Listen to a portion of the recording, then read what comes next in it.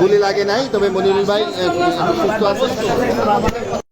জানাজার মধ্যে না নিয়ে সামনে নিয়ে এসে মস্ত মাইক করতে আছে, ওর আরো 4-5 জন আছে, দিয়ে ওর গাড়ির সামনে আবার ঠেলে দিয়েছে।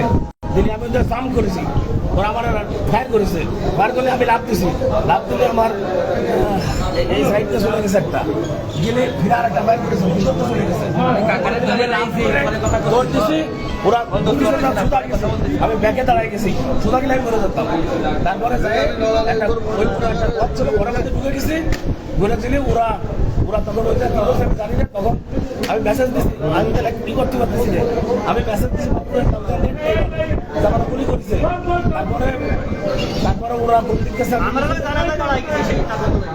তারপরে এই জায়গাতে উনি যে বলতেছে এই জায়গাতে একটা করছে আর পার পিছনে তল দিয়ে একটা গুলি করছে আপনাকে। তারপরে বলে দুইটা না তিনটা গুলি করছে? আমার বডির কাছ থেকে গেছে আর একটা ব্ল্যাঙ্ক করেছে। আচ্ছা, করেছে মোস্তো ভাই। মোস্তো ভাই কিসে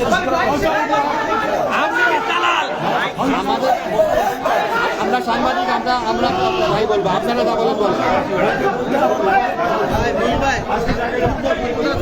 আপনাকে এরকম গুলি করছে সেটাই বলেন তাহলে ভাই, সেটাই না না এই হালে আইসে আইসে 10 বাড়ি করতে চালাচ্ছে, আমরা প্রোটেকশন দিছি, আর ও প্রোটেকশন দিছে একটু কেন এসে ভাঙচুর করতেছি, সেই কারণে চাঁদাবাজি করতেছে। এইসব কারণে কোথায় এক্সপেরিমেন্ট বসে রয়েছে, মানে এইসব। এটা কয়টার সময় ভাই?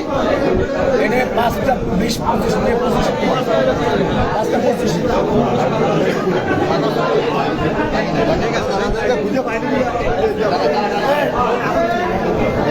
হাঁটু ধরেন না, হাঁটু ধরেন না।